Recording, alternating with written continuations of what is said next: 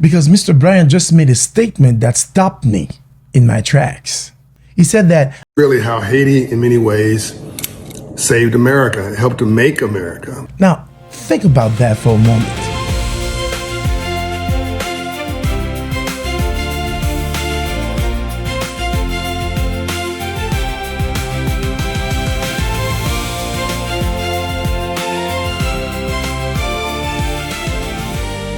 Hi, there is something about history that millions of Americans were simply never taught in school. And today, I want you to hear it.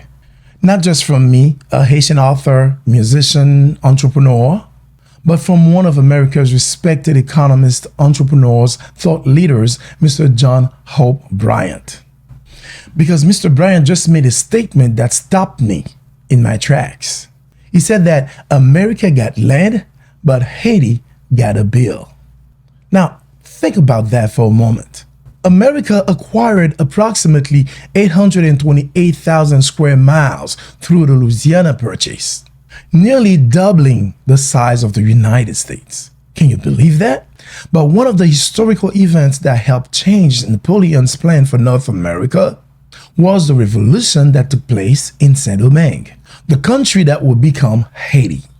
And after the Haitian army defeated France and won their freedom, France eventually forced Haiti to pay for that freedom. This is the reason why my upcoming book is called The Cost of Freedom, How Haiti Helped Change the Course of World History. And when I heard John Hope took the time to explain this portion of history to his audience, I knew I had to respond. Because this conversation is bigger than Haiti. It's about America. It's about Black history, it's about freedom, and ultimately, it's about world history. Now, let's listen to what Mr. Bryant has to say. Let me tell you something that most people never taught anyone in school. There's a country 800 miles off the coast of Florida that changed the entire shape of the United States of America. And most Americans have never, ever heard this story. The country is Haiti. Back in the late 1700s, there was a French colony called Saint-Domingue. Today, we call it Haiti, next to the Dominican Republic. And that country, that colony worked by enslaved Africans from Africa, growing sugar and coffee because they were the geniuses of the land. Hello, not because they were ignorant or stupid or lazy, but because the folks came from all around the world to get the genius of the land, the gold of that day, to work this land and bring dead, hot land back to life, humid land back to life, every crop back to life. And they worked this land to grow sugar and coffee. It was the single most profitable piece of territory on planet Earth. Not just for France, on Earth. It generated more wealth for the French colony than all 13 of Britain-American colonies generated for the British Crown combined. This is, pre-American history, formalization of American history. So when the enslaved people of that island rose up and started winning their freedom, Napoleon Bonaparte did not sit back idly. He sent an army, 60,000 troops, one of the largest forces to ever cross the Atlantic, led by his own brother-in-law. That's how deep this was. He's like, yo, bro, go take care of this business. This is important. Their orders were simple. Take the island back, restore slavery, and crush anybody who thought they had a right to be free, and get our gold back, the planting. And they lost. Yellow fever tore through the French army, and the army that Toussaint Louverture built, carried forward by Jacques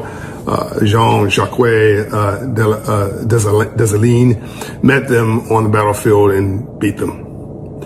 January 1st, 1804, Haiti declared itself the first free Black republic in the history of the world. Now, here's the part they don't teach you. Here's the part that changes how you look at the map of America.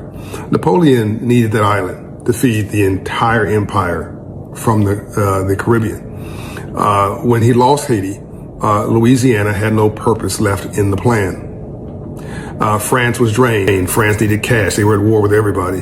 So in 1803, Napoleon sold the entire Louisiana territory to the United States. $828 1,000 square miles, double the size of this country at that time overnight, or doubling the size of the country overnight. And they originally were just going to sell New Orleans, and then, of course, they needed to sell all of it. I want to be precise here because precision is power. That land didn't become the original 13 states. Those were already here. That's a different story. What it became was the 15 future states, Louisiana, Missouri, Arkansas, and more. But this gets right to it gets right to the heart of the matter, and it's harder and more important. Without Haiti's victory, there's a real argument. There is no Louisiana Purchase, no America as we know it on the map today.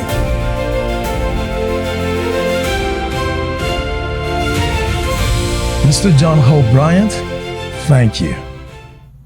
As a Haitian entrepreneur, author, artist, and someone who had followed and deeply respected your work, hearing you use your platform to shine the light on this history means more to me than I can adequately express. Because far too long, when the world hears the word Haiti, the conversation begins with poverty, political instability, natural disasters, gang violence, immigration, but very rarely does the conversation begins with what Haiti contributed to the history of freedom. And Haiti's connection with the American story begins way before Haiti became an independent nation.